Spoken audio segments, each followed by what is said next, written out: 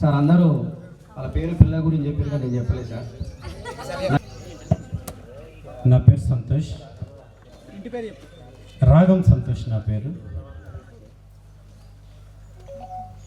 నాకు ఇద్దరు బాబులు, ఒకరు 6th క్లాస్ చదువుతున్నారు, రెండవలు 3rd క్లాస్ చదువుతున్నారు. నేను అగ్రికల్చర్లో సెటిల్ అయిపోయాను.